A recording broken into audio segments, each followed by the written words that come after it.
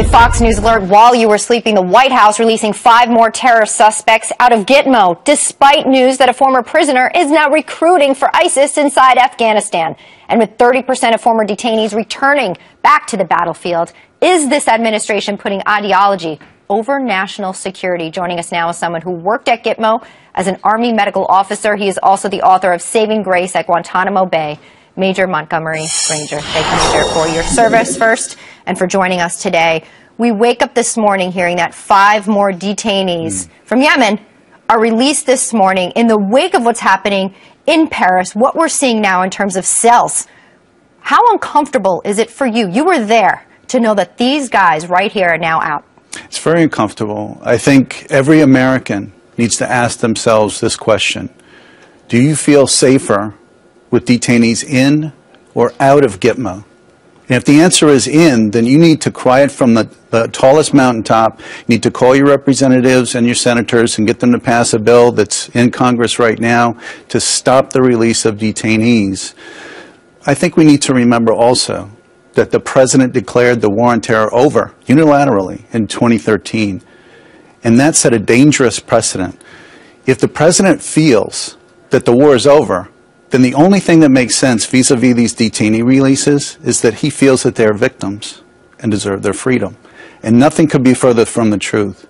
There's a group out there called Human Rights First, and they claim on their website that nearly 500 convicted terrorists in U.S. federal courts, they've been convicted, but there are only 300 serving time in federal prisons. Where are the other 200? Where are they? Could be alive and well living in Paris, Dearborn, Michigan, your neighborhood. 630 plus detainees have been released from Gitmo, and not one has been executed, beheaded, hacked to death, or blown up, or dragged naked and dead through the streets, like our enemies have done to us. Gitmo is absolutely the finest military detention facility on earth, and the Islamist equivalent is a pile of heads.